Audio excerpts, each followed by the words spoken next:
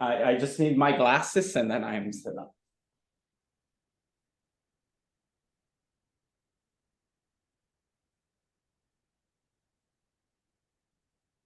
Great. So shall I start? Yes, please do. Okay. Okay, so this is so what I'm going to talk about now. It's joint work with Irvin Dye and Abhishek Malik and Masaaki Taniguchi. And okay, and I'm and it's a paper that recently appeared on the archive. And okay, so I'm gonna divide the talk in two parts, and in the first part I'm gonna talk about like what's the topology motivating more or less our work, and then I'm going to speak about the machine we set up to obtain this I mean results in this direction. So first part I will call some classical problems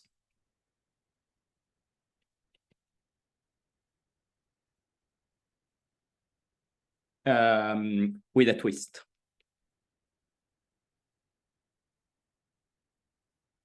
Okay, and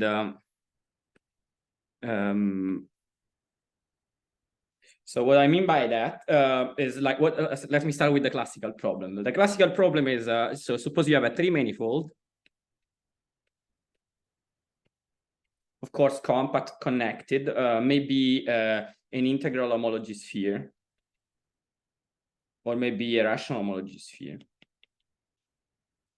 And we know from very classical topology that every three-manifold is the boundary of a four-manifold, and for some smooth, everything is smooth here. For some smooth four-manifold, and the question is, what can we say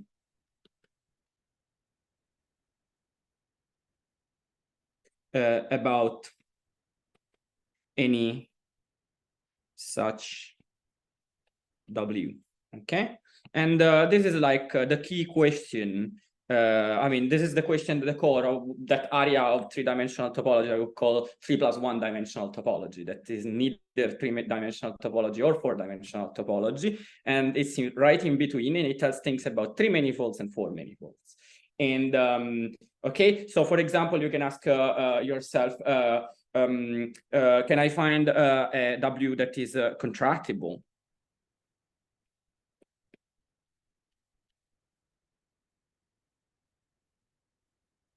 Or maybe you can relax to homology and you can ask, can I find a W with the same integer homology of a ball?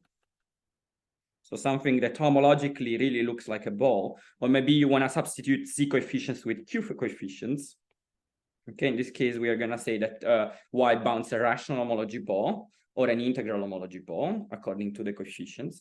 And maybe you can ask yourself if there is such a W that is a negative definite. I mean, once you give up on B2, you can say, okay, B2 positive, but maybe what about the intersection form? For example, can you find W with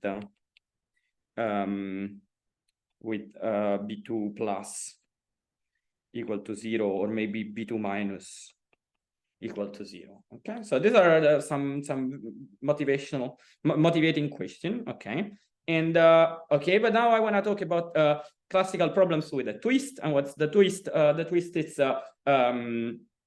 it's an involution. Okay, so that is, I'm going to ask the same question, but now I'm going to ask the same question relative to a pair, where tau is an involution. I mean, sometimes it's going to be simply a diffeomorphism, and I can ask same questions. And I mean, I'm gonna ask same question, and I'm gonna further ask, can I extend tau to any such W? Okay. So this is what I say what I mean when I say a classical question with a twist. Okay, so I would like to now give a couple of examples, couple of like motivating examples. I mean, that sort of show you what's the origin of symmetry, what's the origin of asking, or what's the origin of the symmetry of tau, and how this like sort of is related to question. I mean, question where there is an involution involved somehow how can I say? There are questions that are where there is no symmetry figuring, and you can bring in the symmetry, and then sort of reduce yourself to a question that is like a twisted version of a classical question. Okay, and I'm gonna I mean, the very basic example is the case when like in knot theory. Okay, so this is my first motivating example. Is when in knot theory you consider a knot, okay, in S3, and you know that the knot is the unknot if K is the boundary of a disk smoothly embedded in the tree-sphere. But now you know the tree-sphere is the boundary of the four-ball, and you can say, you can ask yourself, is K the boundary of a disk in the four-ball?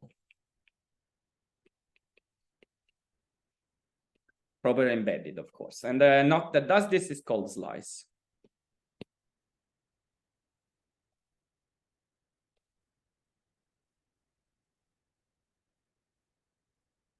And it's a classical question by Fox. How do we recognize slice knots? Okay. And there is a conjecture saying that you can recognize slice knots from their purely three-dimensional, from a purely three-dimensional picture. I'm not going to go into there, but let me tell you how you can abstract a knot from being sliced using, I mean, how can you reduce the question of a knot being sliced to the question of a three-manifold bounding something with an involution? I mean, bounding equivariantly. Okay, and the statement. I mean, and the thing. The mechanism is the following: if K is slice, then you can look at the double branch cover of the knot, and this has an involution that is namely the covering involution. And so this is the double cover. And if K is slice, then this is the the double cover bounds a rational homology ball where the involution extend.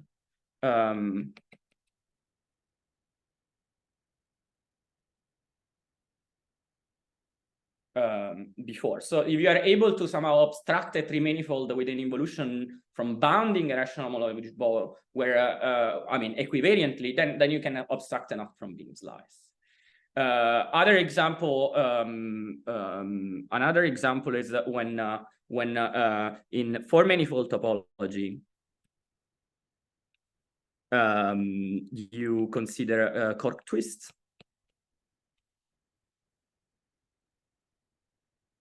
And in this case, you have a contractible four-manifold, and with a self-diffeomorphism of the boundary. Very typical. I mean, typically in concrete example, this diffeomorphism is an involution, but you know, and W is time, but you know, like tau can be simply a diffeomorphism. Yeah. So W contractible.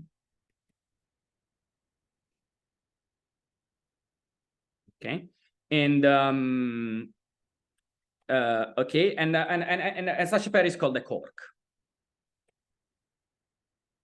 Okay, And now, if you and now there is this operation for manifold topology you can perform. You can embed a quark. Suppose you have your favorite smooth form manifold W, and that you have a quark available to you. And then if you are able to embed W in X for manifold, then you can perform this operation called the twist. That consists in removing the image of the embedding and pasting it back with the map twisted by the diffeomorphism. Okay, so so if tau does not extend, now I mean this is the philosophy, and the philosophy is that if tau does not extend to W, very likely the twisted copy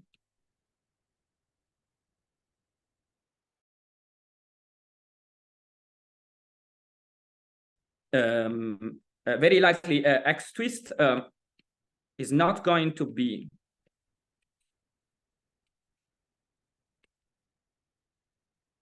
diffeomorphic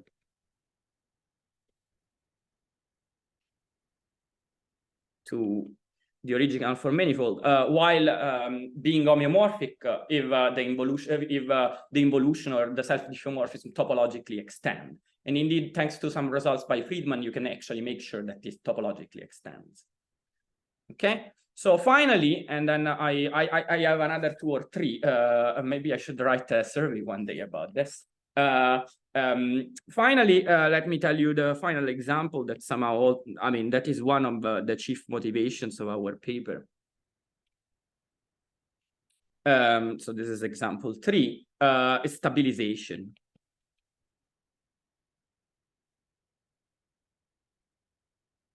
And okay, and so I remember that if you have 2 4 manifolds that are homeomorphic, up to connect summing a few copies of S2 cross S2, a theorem of Wall tells you that if 2 4 manifolds are homeomorphic, then they become diffeomorphic after a few stabilization connected sums with S2 cross S2.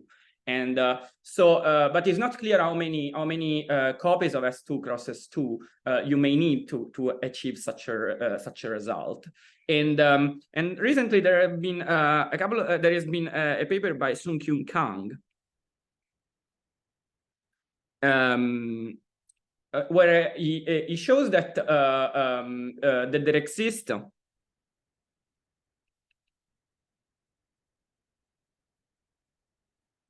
homeomorphic smooth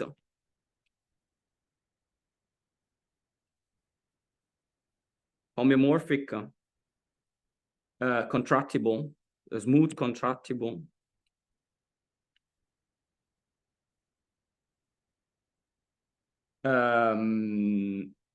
for manifold W1 and W2 such that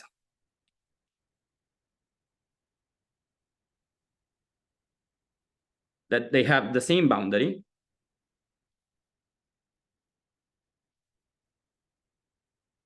W1 is homeomorphic just a second.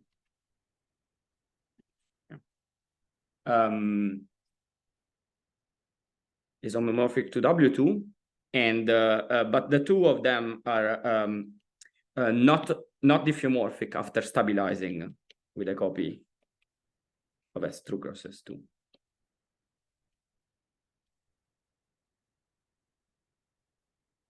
Yeah. And to achieve this, he actually proves a result about a result with a twist, and the result with a twist is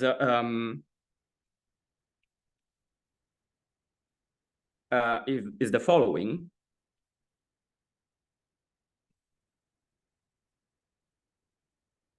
There exists a quark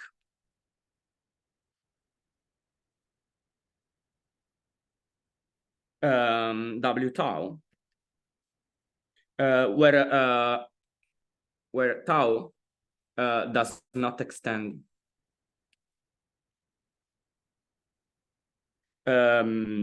to does not extend smoothly to a stabilized copy of the cork itself. And so in our paper, we do the same thing with the connected sums with the CP2s.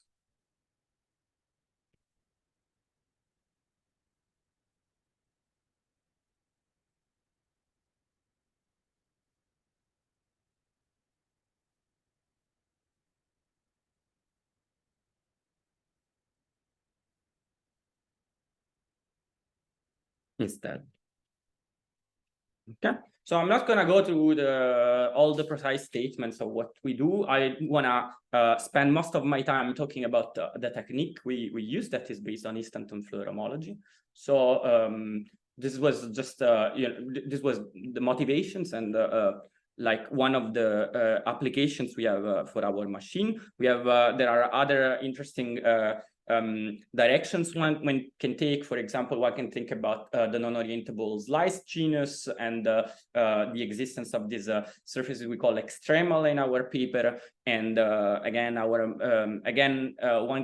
one has a question that is about not theory. There is no involution involved, but somehow one can bring into the picture an involution and then somehow reduce and then you can reduce yourself to abstracting something from bounding equivariantly. And indeed, yeah, in this case is abstracting equivariantly to the bounding of a negative definite form manifold. Okay, I'm not gonna go much into the details of that. I want to go into the details of our construction because I think it's I mean, because it's somehow a new technique and I would like to advertise it a little bit. So part 2, are there any questions? Did I misspell? I most probably misspell someone's name, and most probably there are some adjectives missing in my statements. You know, modulo that, I hope it's clear what I'm saying. Okay. And so part 2 is instanton Floer homology techniques. Yeah.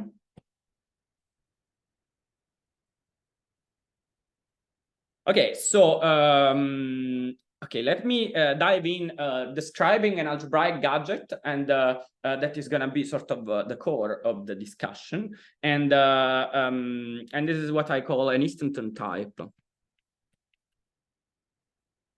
That's what we call in the paper an instanton type. Chain complex. Okay, and this is going to be a chain complex over the ring of Laurent polynomials that is finally generated.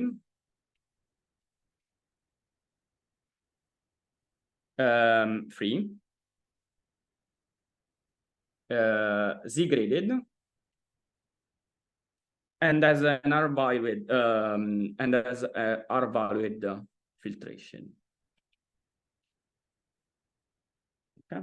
Actually, filtration, I mean, being a finally generated chain complex, I mean, the filtration is going to be forced to get values in a discrete set, but you know, of real numbers. Okay. And we are gonna keep this. We are gonna have a gadget like this equipped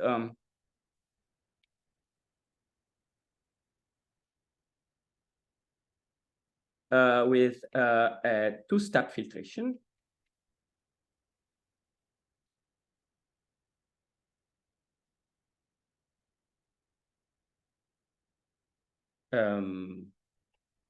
Okay, And this filtration is going to be such that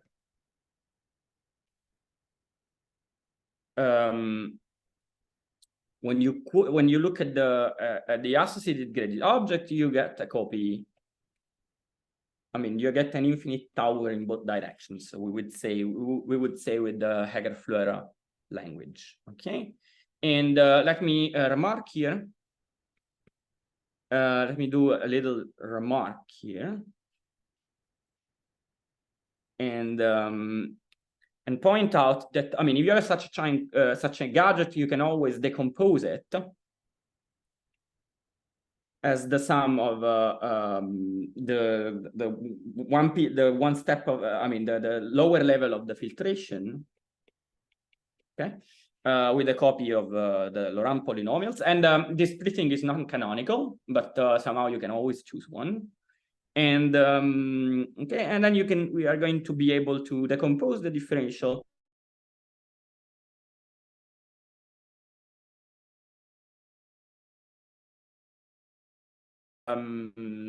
okay, where again D is the interior differential on C, and D2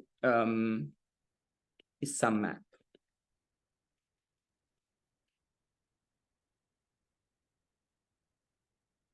It's a filtered chain map.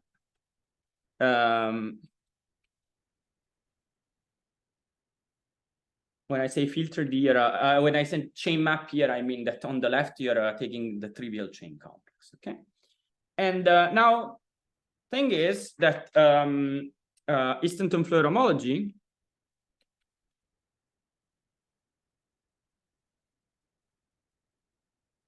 it's a good source of gadgets like this. Indeed, it associates to every three manifold an instanton type chain complex.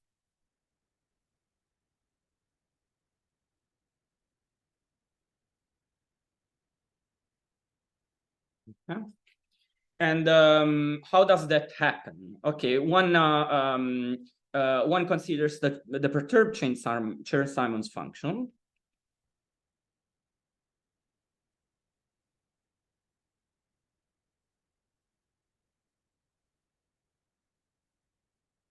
So I'm gonna be gonna be sloppy again in this section, and then I'm gonna be much more precise after this. So one consider the Chern-Simons function. Okay, where P, I have to tell you what I mean. What's all these symbols are about, even though I see many people that already know, so it's not yeah. So here P is going to be is gonna be an SU2 bundle, and AP is gonna be the space of affine connections. Affine space. It's gonna be the affine space of SU2 connections.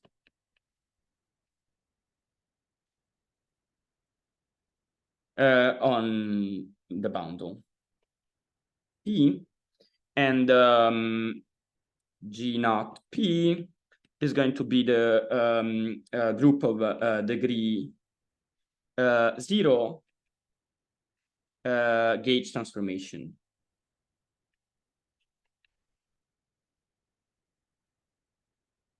On the bundle. And okay, and classically you consider classically what one does when defining instanton Floer homology, one consider irreducible connections.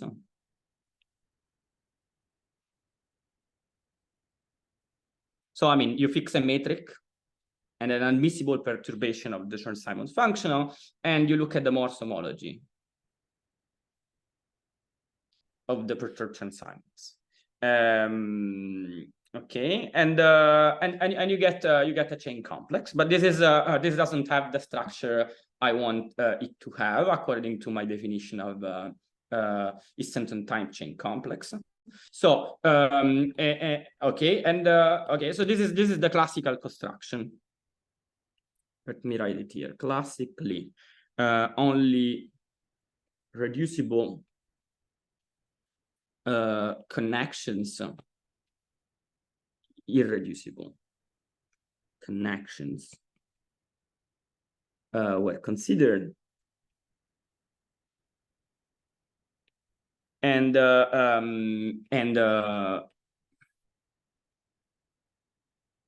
when were considered, and this gave rise to some chain complex. So what we do in our paper, we take into account the reducible connection.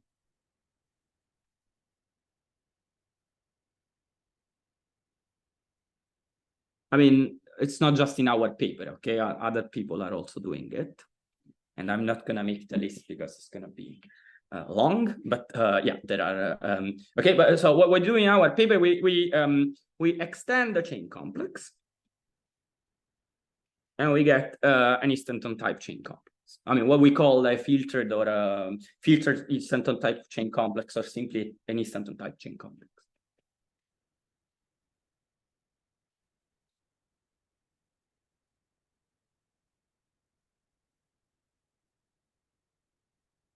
Okay, where theta is some formal generator in degree -3.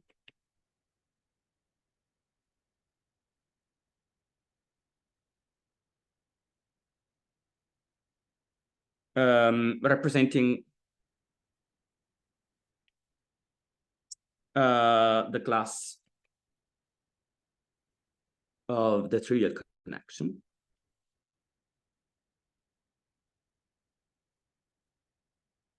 Okay, and okay, and here we on this extended chain complex, so that is the classical instanton complex extended. Now you have a differential and a filtration that turns it into an instanton type chain complex, and the differential is defined according to the splitting, where D is the regular instanton differential, the one from Morse homology, and the other one, and D2 is the so-called Donaldson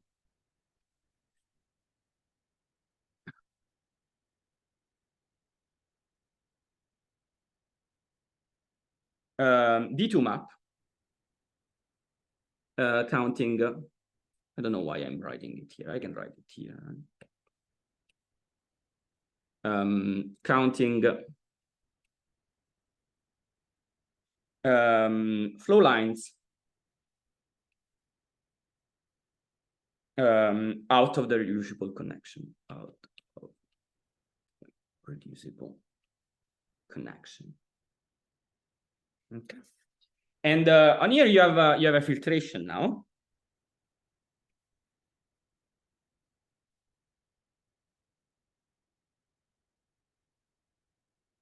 And the filtration is defined by the value of the Chern-Simons. In our paper, we call that I. I think Masaki told us that this is the standard notation these days, and it's simply defined by the values of the Chern-Simons function itself, where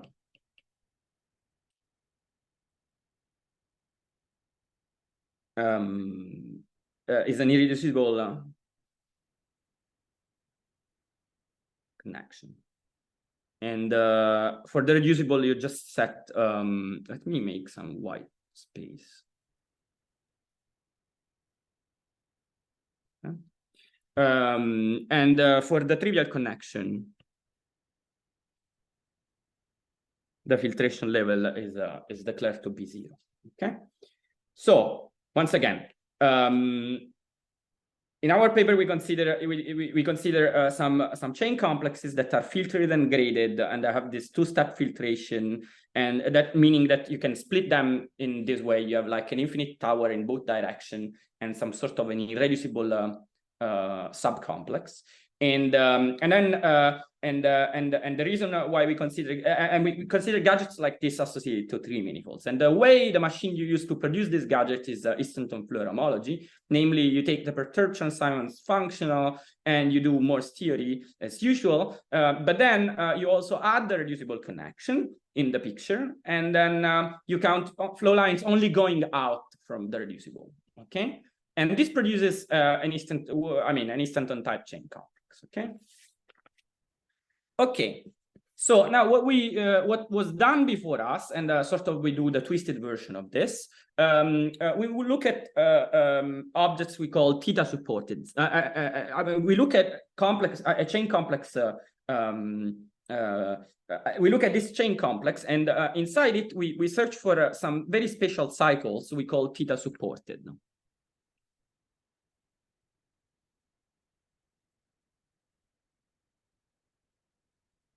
Okay.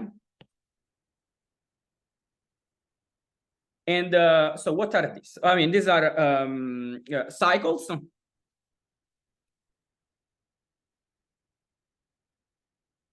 of the form y plus theta, where theta is the reducible, that are closed. I mean, chains that are of the form y plus theta, where theta is the reducible, that are closed. Okay. This is the same as, of course, I mean, let me put this in another call. This equation means that when you differentiate y, what you get up to a sign is the target. I mean, the connection targeted by the flow lines going out of the reducible connection. Okay. So we are going to consider chain complexes like this. I mean, chain complexes like this, look for cycles of this kind. And we are going to, since we have a filtration on the chain complex, we're going to see when theta supported cycle exist or stop existing in sublevel in sublevels of the filtration. More specific, I mean, let me be more precise than that. We are going to look at the so-called truncated complexes. These are defined as where R and S are two numbers. R is a negative number, and S is a positive number. And so we are going to take an instanton time check complex and truncate it from above and from below. That is, we are going to consider the filtration. We are going to consider reducible connection with the filtration level less than S, and then disregard those that have filtration level less than R. Okay, so this is what we call the truncated complex. Okay.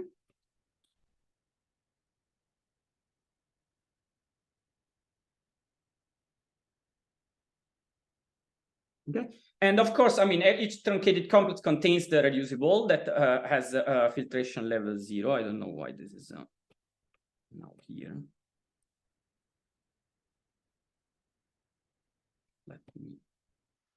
This is the pleasing part of giving an online talk, that you can move things around all the time. Okay. And okay, so we are going to look at when truncated. I mean, you have all this theta supported cycle, but you see when you truncate things, theta supported cycle can die or appear, and we are going to look. I mean, this was done before us, okay, for the non-equivariant setting. You can find all the references on our paper. And so one can look in this setup. You can look at the minimum filtration level are such that there exists a theta supported cycle in the truncated complex. Okay, so you start from a three manifold, you look at the instanton type chain complex, you extend it, you get a filtered chain complex that is of instanton type, according to the definition I gave before. And now you define this invariant of the chain complex that is also an invariant of the three manifold. And the invariant is defined like this. You truncate the complex from above, and you truncate the complex from below, and you look at theta-supported cycles in there. Okay? So let me give you examples of how this thing works in like some concrete examples of what can happen to this invariant I defined here. Okay, so first example, let me divide the page in two. Any questions about what I said? Okay, so if there are none, let me give you some examples. And so consider, of course, I mean, what I'm gonna draw now is just like a sort of a portion of the chain complex, okay, of a possible chain complex, okay. Then we produce examples of three manifold with the chain complexes that do this and not that. And actually, let me mention that basically all the examples we have were inspired by a paper by Nikolai Savelyev, and sort of, I mean, sort of we really started from there. And okay, so what I'm going to draw now is like a portion of a possible instanton type chain complex, and we are going to look at the theta supported cycle and get an idea of what I just said, or what does it mean in concrete what I just said. Okay, so consider, like, I mean, of course one can start always starts with the stupid example where the chain complex looks like this. There is the trivial connection. Nobody goes in, nobody goes out. And in this case, I mean, theta itself is the only theta supported cycle.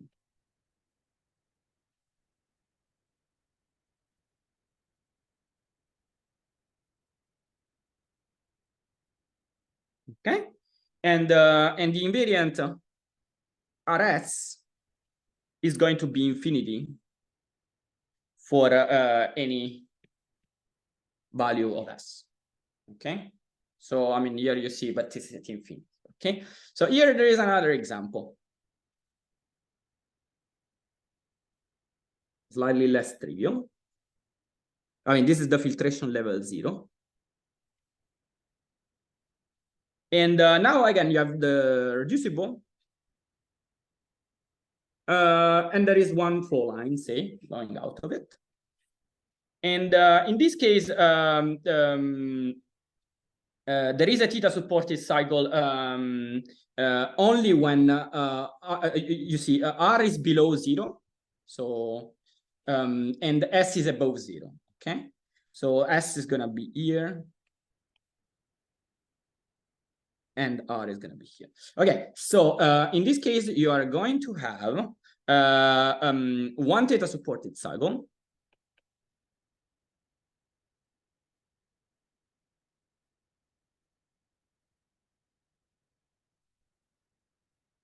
Only when the cut from below happens above beta. Okay, because if you go below beta, then there is a flow line going out of theta, and there is no way of and there is nothing else interacting with theta, so there is no way of producing a theta supported cycle. So now let me give you another example where something more interesting happens. Again, the value of okay, so what's gonna be the value of the thing? The value of the thing is gonna be beta all the time. Okay, and fine. So let me give you two more elaborate examples.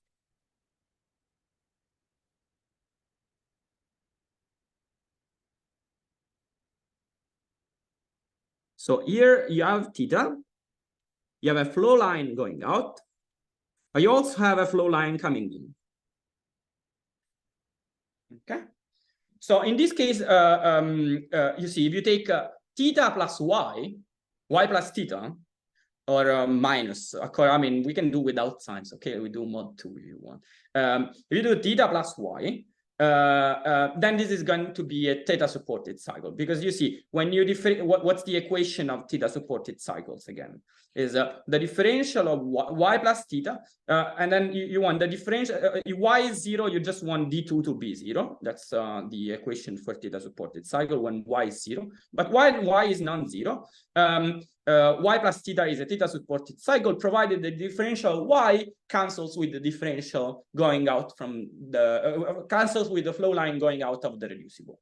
Okay, and there we go. Here there is an example, theta plus y. Of course, you may be in trouble if you cancel y. So there are two cases. There is the case when r is larger or equal than beta. Then if you cut above beta, then theta it's a honest theta supported cycle.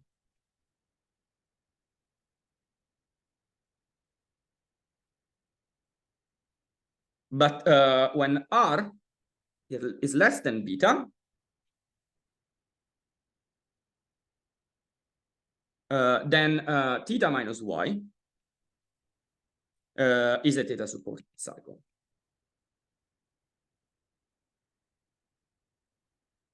But theta ceases to be a theta supported cycle. So you see I mean, there is always a theta supported cycle, but the guy changes. In the beginning, it's just theta, and then after that, you can correct the differential of y with the flow line going out of theta. And so these are the two. Again, the RS function is always going to be infinity here. So let me give you a more complicated example where the breaking point happens. And here we go. Again, there is the trivial connection that hits something, some generators at some level of the filtration beta, and then there is a guy that is in filtration level above 0, whose differential descends down up to level beta, and cancels the flow line going out of theta. Okay, in this case, again, it's very similar as before. So you have to consider the case when S is larger or equal than alpha, and then the case when S is less than alpha. Because now it plays where you cut the complex from above. You see, if you cut the complex from above below alpha, then you are going to be in a situation like the one of the second example. But if you cut the complex from above alpha, above level alpha, now you have a new situation. You can that is very similar to the third example, where y can cancel with x. Okay, so how far you cut above tells you what type of different situation you can get below. Okay, so in this case, you are going to see a breaking point in the RS function. According to an analysis similar to the previous cases, and these are the two different cases. And so we are going to see some critical level alpha, and then before this critical level, the function, the RS function is going to be infinity, but below this level is going to be at level, but after this critical level, the function is gonna get value beta all the time. Okay, so this is RS. Fine. Any questions about this? So you cut the complex from above and from below, and then you look at you cut the complex from above. You fix that, and once you fix that cut, you look at how you can cut the complex. You look at what happens to theta supported cycles when you cut the complex from below. Okay.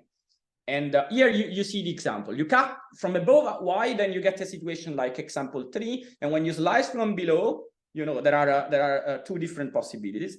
And but then if you cut below y, then you get another type of situation where slicing from below at different levels gives different things. Okay.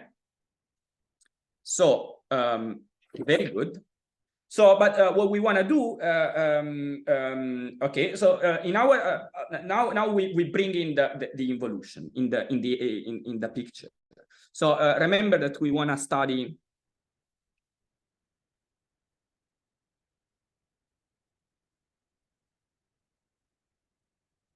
Okay, so this invariant is has been used in the literature to study questions of bounding. But now we would like to study questions of bounding with study equivariant bounding.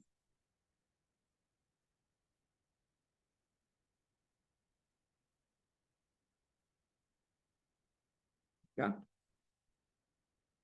And what do you do to study equivariant bounding? Well, you bring into the algebra the involution, and namely, you look at the map induced by the involution, and so you look at pairs where C is an instanton type,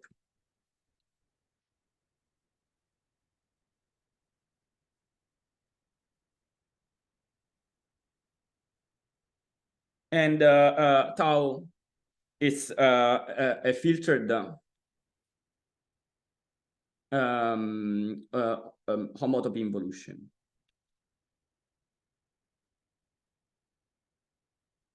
Here again, I have to reference you to the paper for what we mean exactly by homotopy involution on an instanton type chain complex, because there are the filtration, so you want it to be filtered, you want it to respect the two-step filtration, and so you want it to preserve the Chern-Simons filtration and the two-step filtration, and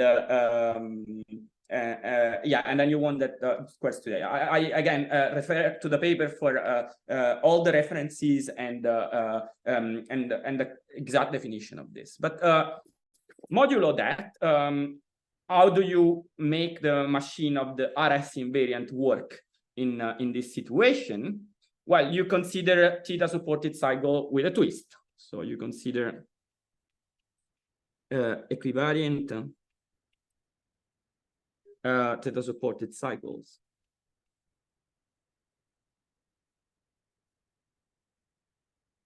Okay. And so what's an equivariant theta supported cycle? Is a theta supported cycle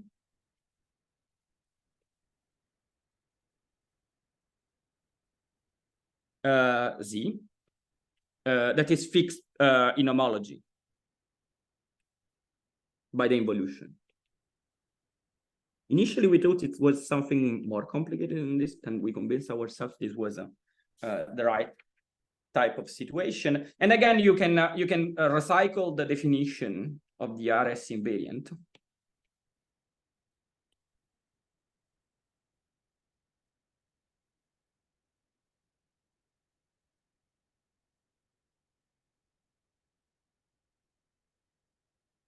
Okay, and then you consider equivariant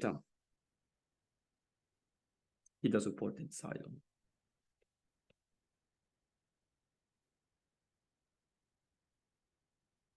Yeah.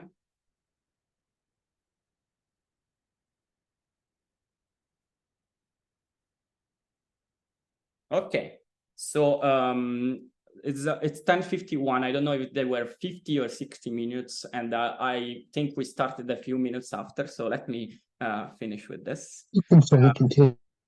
Sorry? You can make it 60 minutes. Okay. Okay. So okay. Perfect. So what you do is you consider theta supported cycles. This is actually, I mean, in the end, the true innovation of the paper is that we sort of consider equivariant theta supported cycles, and of course, I mean, we are able to produce examples. That's actually the highly non-trivial part here somehow. But again, I mean, we do this. I mean, somehow we got inspired by Savelius' paper, and that's how we produce our examples, and we study surgeries on 1/n surgeries on some family on some knots. I mean, we have a family of knots. Okay, so again, but again, I want to just concentrate on the type of algebra that plays in these examples. Okay, and okay, so let me illustrate to you like 3 different situations you can get. So now I'm going to draw in with red arrows. Red arrows are going to represent the involution, okay? And black arrows are going to keep representing the differential. So here,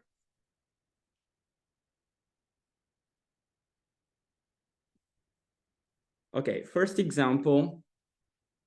Again, you have alpha, and then you have the filtration level 0, where the reducible connection lies, and then you go down at filtration level, some other filtration level beta, and now the situation is this: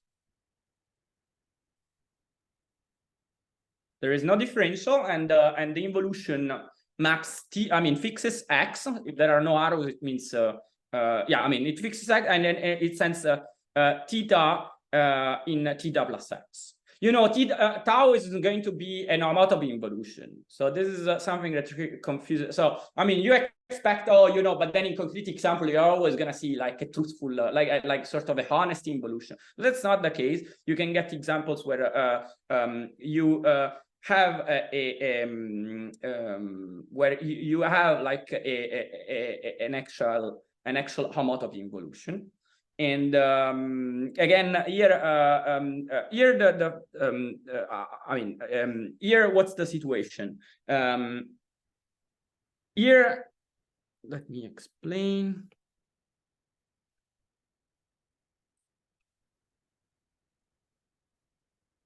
Okay. So here you're gonna have that theta itself. Maybe I should write it on, let me write it on the side. Theta itself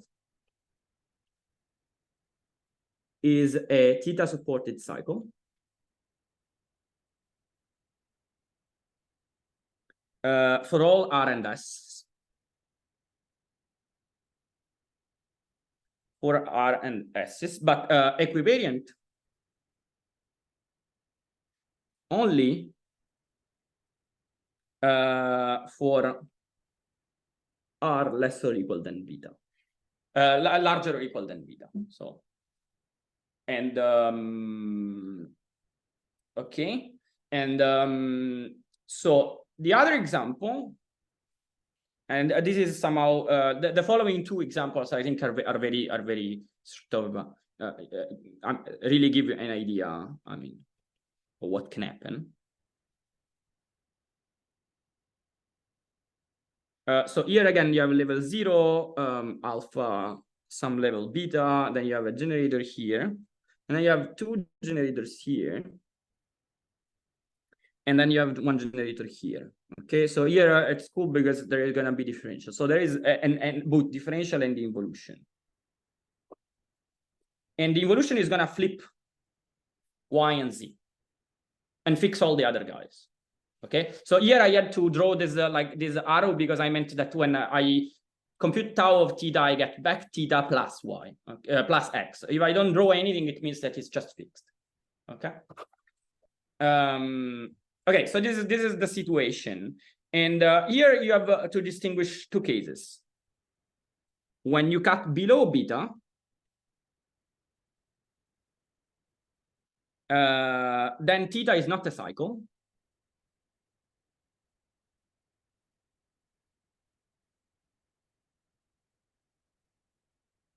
And you have actually 2 theta supported cycle.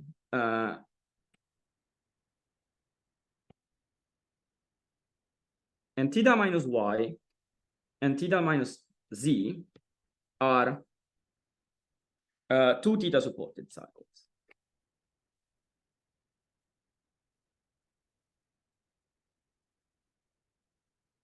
Two equivariant theta supported cycles.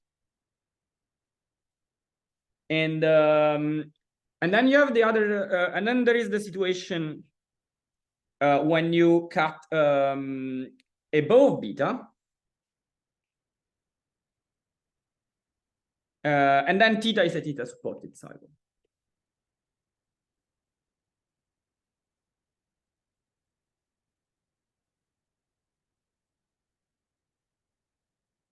Okay, so first example illustrated what can happen with the I mean, with the difference between equivariant and non-equivariant theta supported cycle. Here you have like a situation where you cut in different levels and you get different theta supported cycles.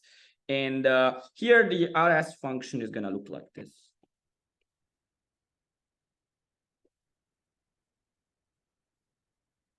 Okay.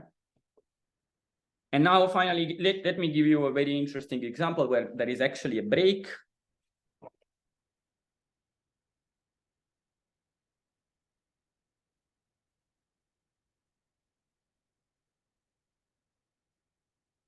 So here you have X. Here you have your trivial connection. Here you have some other irreducible connection up at some other level.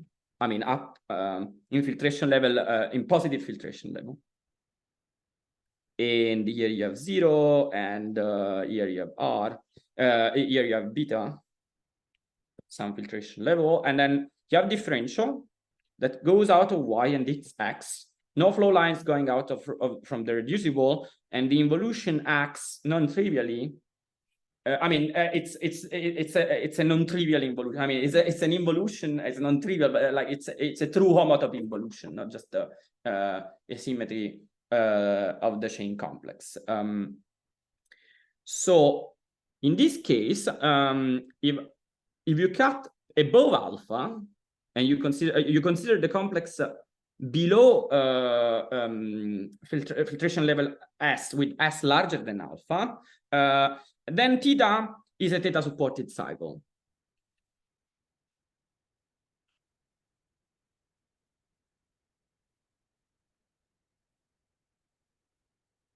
Okay, and this is like, I mean, sort of a trivial computation, because what happens when you compute tau star of theta? You get theta plus X. Okay, but X is the boundary of Y if you cut above alpha.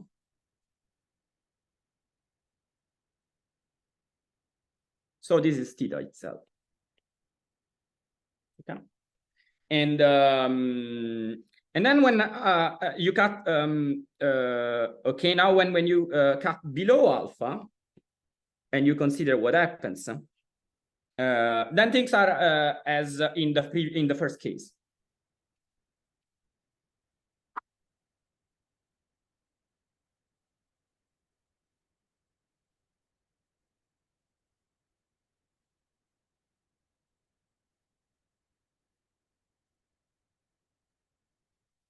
And here you see the theta, the RS, the equivariant RS function associated to the involutive chain complex is going to look like this.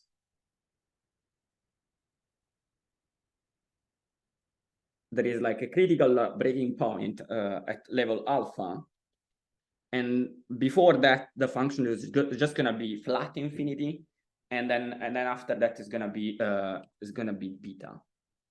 And yeah, so this is so you see that this, I mean, of course the RS function is always going to be like a step function, and yeah,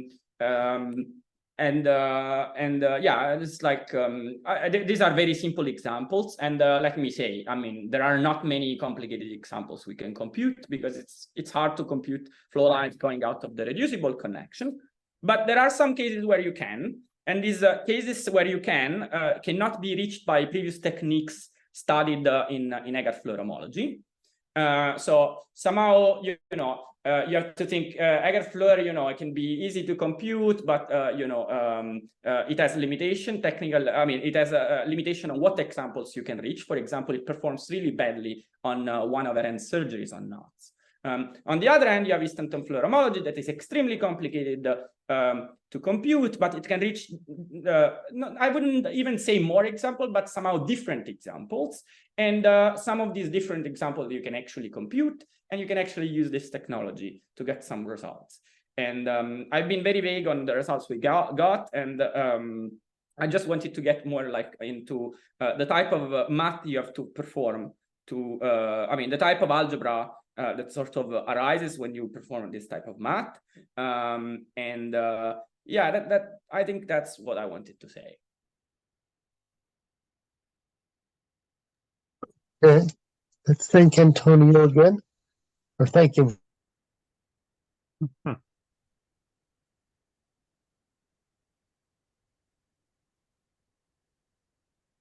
Yeah, I somehow assumed that you all knew this. Are there any questions?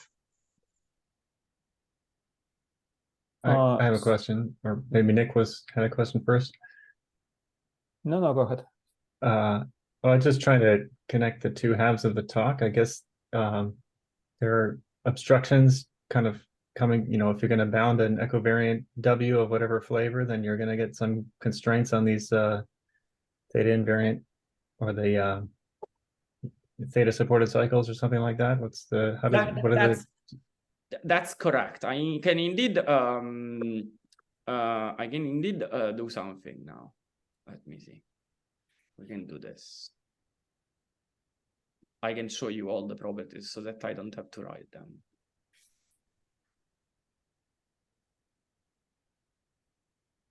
Since we are online, it's very simple.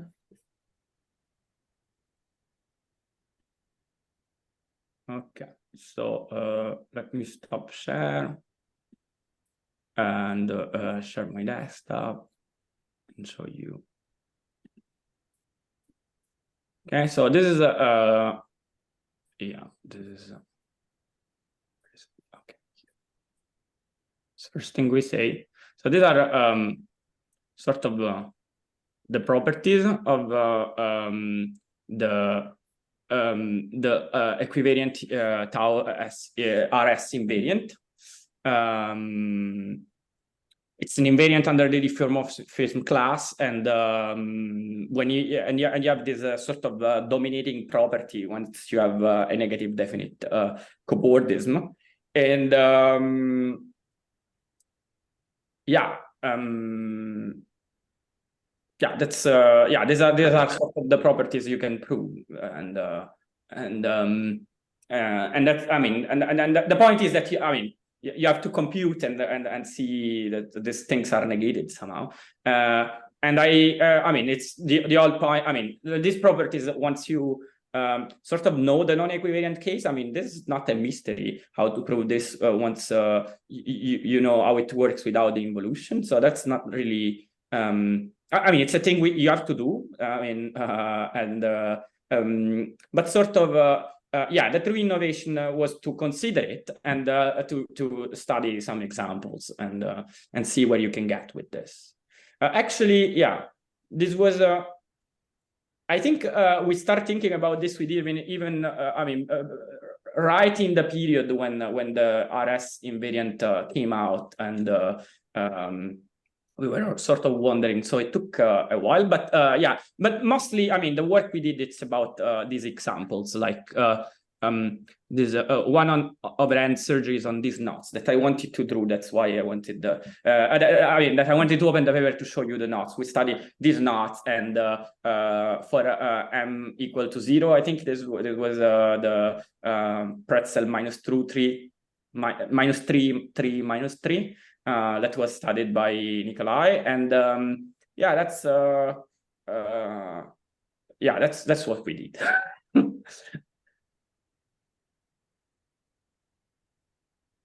Thank you for the question.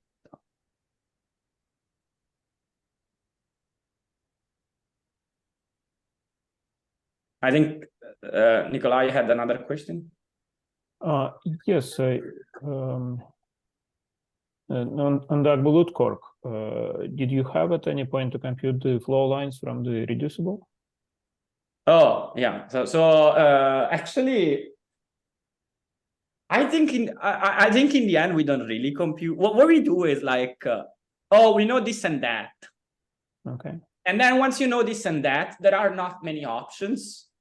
But you know, some options are ruled out, or like, and then you get like in some cases you can say, oh, you know, I have two cases. In both cases, I win, like, to get my topological application.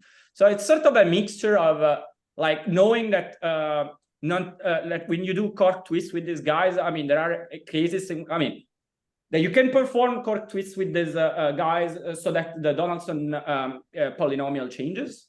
Once you know that, that's telling you something about the involution, and then sort of then there are gradings and things like this, like little tricks like this, and then you can say, so knowing that the complex for irreducible is this, knowing that theta can only do this type of things, and knowing that there are all these construction, all these obstruction, then you know there are finite possibilities, and in some cases you can exclude all of them for some like trivial reasons. In some cases you can say, oh, that's the only two things you can do, but you can get. But in both cases, I mean, you're fine.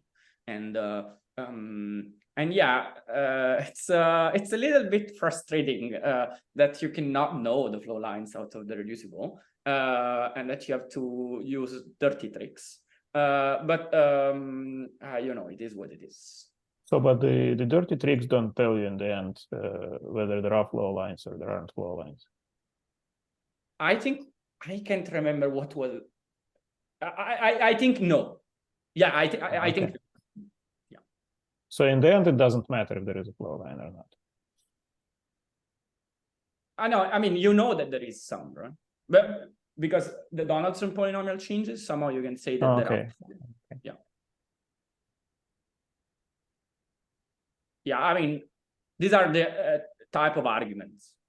Okay, so if there is no flow line, then Donaldson polynomial cannot change. That's the argument. Okay. I guess. Mm-hmm. So I have a question. In your which example of a strong cork twist is the? So you talk about an example, a result that there is a strong cork, so that if you connected some with CP2 or CP2 bar, it would be still in a cork. Is that like? Is it also true that like if you just do multiple connected sum with CP2, like NCP2 or NCP2 bar, is it still true? Okay, so it's true that you can abstract negative definite bounding with both orientations, but it's not possible to abstract indefinite bounding with this. I mean, with the methods of the paper, and so I don't know. That would be. I mean, that would be great actually. We wanted to have. Because you see, the theorem is that you can stabilize with S2 cross S2, but you see, if you blow up S2 cross S2, then it dissolves in a connected sum of CP2s and CP2 bars. So so the theorem is that you can. I mean, if the whole theorem motivating Sun Kyung work was the one saying that stabilization for S2 cross S2 lead to a diffeomorphism, then you would like to abstract like connected sums of both CP2s and CP2 bars to go in that direction for with this different stabilization theorem. And indeed, if you want to do that, I mean, only abstracting negative definite, only abstracting connected sums with CP2s or connected sums with CP2 bars, even if simultaneously on the same example, that's not satisfactory. I believe that it would be more satisfactory to say, oh, two connected sums are not enough, where by two, I mean, yeah, two CP2s, two CP2 bars, or maybe one CP2 and one CP2 bar. I think that would be like a satisfactory result, and that unfortunately we didn't get. So it is what it is. But yeah, I think this is if I had to say what's a question out of this paper that I would like to see answered is like same as Sun Kyung with the indefinite stabilization CP2 and CP2 bars appearing simultaneously. That would be that's I think that would be a great yeah, a great achievement, like based on what we learn in the paper. Yeah. What's the boundary of W? Oh, it's a 1 over n surgery. 1 over n surgery on the On knot. this, I mean, you can choose M in this knot. Okay. M equal to 0 is Nikolai example. So for all of this, the result that you mentioned hold, that there is Yeah, I think so. Yeah, I mean, we can do other things. I mean, we can, for example, say that if you take one of these guys and then you connect some to the same guy with opposite orientation, it does bound a rational ball, but not a contractible ball. And then we have like, yeah, there are all, I mean, once you have the machine set up, there are a whole bunch of things you can do. But yeah, I think if I had to ask a question after this paper is, can you obstruct indefinite stabilization? I see. One last question: is this the same example as Sung-Kyung example? For the Floer 1.4, now you are which is asking me an embarrassing question because I read Sung-Kyung paper 1 year ago and I can't remember. and right now I'm thinking about something else, so I can't. We can check actually. I have Sung-Kyung paper here actually. Sorry, can I say something? So yeah, Masagi, please. So maybe the first question from Ari was just what was the example of the boundary of W, which is the result about the stabilization by CP2 and CP2 bar, right? Right. Yeah, that was one of the questions. Yeah, that's a connected sum of, at least we should take a connected sum of the some surgery of the 946 and with I need to take a connected sum with the opposite orientation of different surgery coefficient of the 946, like a huge, like the example of the homology 3 sphere, which with no definite bounding. It's kind of equivalent version of that statement. So yeah, I need to take, at least need to take a connected sum, a non-trivial connected sum. I think, yeah, and there is some existence of extension result for only one surgery example. Like, for example, I think the Akubut's cork have extension if you take a stabilization by CP2. So it's already giving us some counter example. So yeah, that's why we need to take a connected sum. And sorry, what was the second question? Is it same as the Sung-Kyung's example? The answer is no.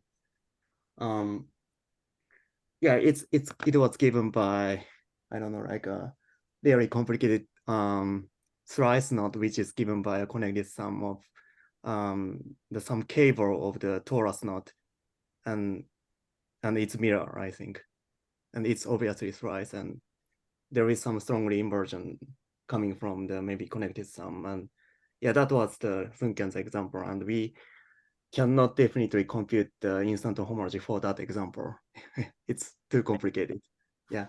And do you know for this example, for this corollary 1.4, how many connected sums of CP2 connected sum CP2 bar you need to? I think, yeah, like 5. It seems, I think 5 should be enough. 5 CP2 and 5 CP2 bar should be enough. Yeah. Okay, thank you. I probably can't generate infinitely many questions, but I should have stopped. Thank you.